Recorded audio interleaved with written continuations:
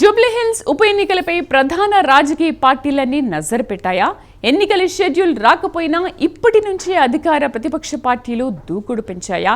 హస్తం పార్టీ మంత్రులను రంగంలోకి దించగా బీఆర్ఎస్ సైతం పార్టీ ముఖ్య నేతలకు బాధ్యతలు అప్పగించింది. దీంతో జూబ్లీహిల్స్ నియోజకవర్గంలో ఎన్నికల వాతావరణం క్రియేట్ అయింది. జూబ్లీహిల్స్ నియోజకవర్గంలో గెలిచి జెండా పాతాలని కాంగ్రెస్ భావిస్తుంటే సిట్టింగ్ స్థానాన్ని నిలబెట్టుకునేలా బీఆర్ఎస్ వ్యూహాలు రచిస్తోంది. ఆ వివరాలేంటో ఈ స్టోరీలో చూద్దాం.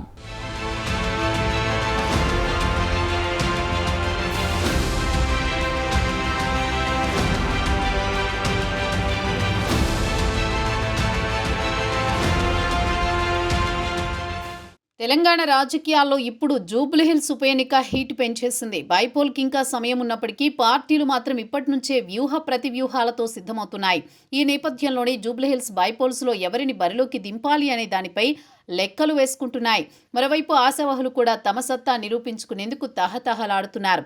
దీంతో కాంగ్రెస్, బీఆర్ఎస్, బీజేపీల మధ్య త్రిముఖ పోరు తప్పదని విశ్లేషకులు అభిప్రాయపడుతున్నారు.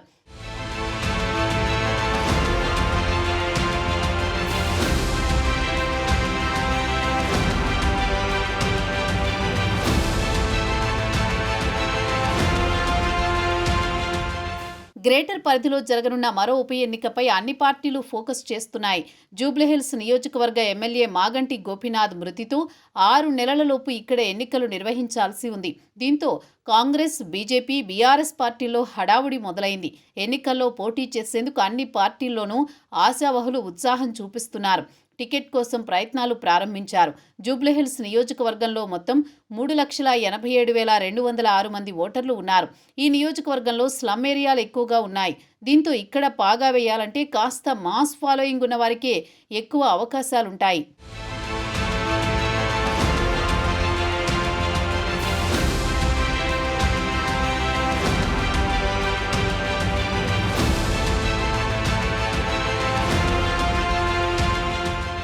ఇకపోతే సిట్టింగ్ ఎమ్మెల్యే మాగంటి గోపీనాథ్ మరణంతో జూబ్లీహిల్స్ నియోజకవర్గానికి ఉప ఎన్నికలు వస్తున్నాయి. బీహార్ అసెంబ్లీ ఎన్నికల స్కెడ్యూల్తో పాటు జూబ్లీహిల్స్ అసెంబ్లీ స్థానానికి ఉప ఎన్నికల స్కెడ్యూల్ వచ్చే అవకాశం ఉంది. దీంతో రాజకీయ పార్టీలన్నీ ఉప ఎన్నికలపై ఇప్పటి నుంచే దృష్టి సారించాయి. ఎన్నికల స్కెడ్యూల్ రాకముందే అభ్యర్థుల ఎంపికపై కసరత్తు చేస్తున్నాయి. జూబ్లీహిల్స్ స్థానాన్ని దక్కించుకునేందుకు అధికార పార్టీ దూకుడుగా ముందుకు వెళుతోంది.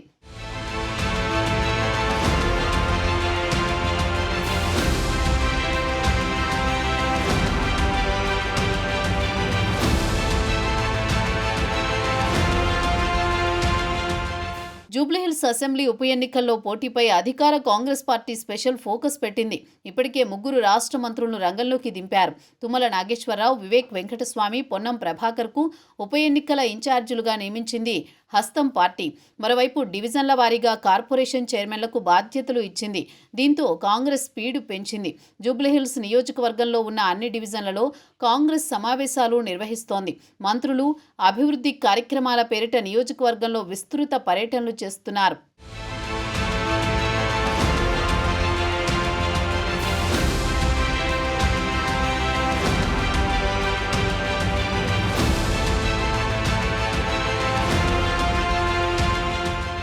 ఇక బీఆర్ఎస్ చాప కింద నీరులా ముందుకు వెళుతోంది. సిట్టింగ్ ఎమ్మెల్యే మాగంటి గోపీనాథ్ మరణం తర్వాత డివిజన్ల వారీగా సంతాప సభలను బీఆర్ఎస్ నిర్వహించింది.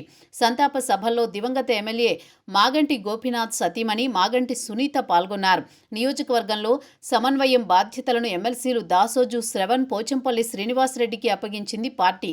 అన్ని డివిజన్లకు ఇన్ఛార్జీలను సైతం నియమించారు. తాజాగా యూసుఫ్గూడ డివిజన్ బూత్ కార్యకర్తల సమావేశంలో కేటీఆర్ పాల్గొని పార్టీ శ్రేణులకు దిశానిర్దేశం చేశారు.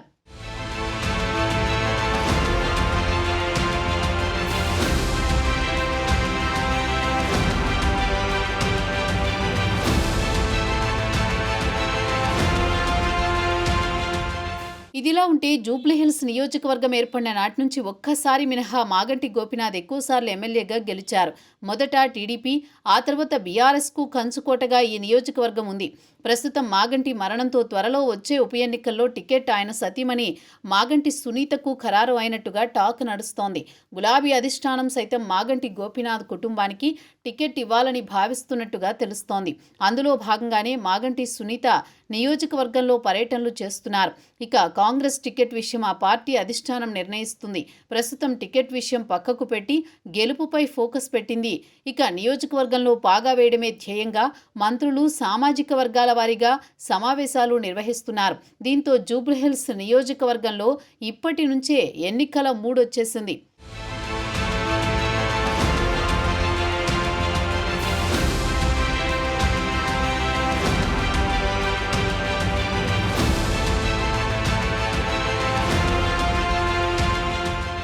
ఉప ఎన్నికల్లో గెలవడం ద్వారా హైదరాబాద్లో తమ పార్టీకి పట్టు పెరుగుతుందని నిరూపించుకోవాలని బీజేపీ ప్రయత్నిస్తోంది.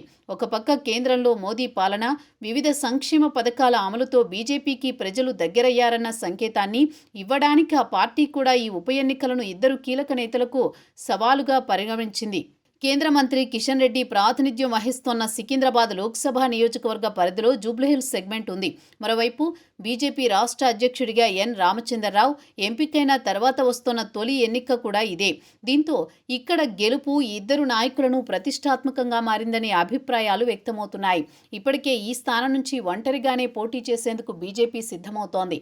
విజయం కోసం అస్త్రశస్త్రాలను సిద్ధం చేసే పనిలో నిమగ్నమైంది.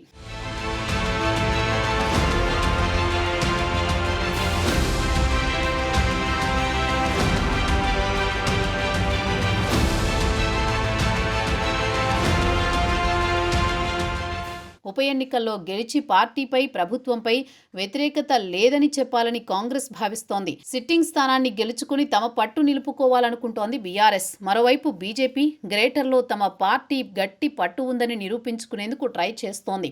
మరి స్కెడ్యూల్ రాకముందే పార్టీల జోరు ఇలా ఉంటే మున్ముందు ఎలా ఉంటుందో అన్న చర్చ పొలిటికల్ సర్కిల్స్లో జరుగుతోంది.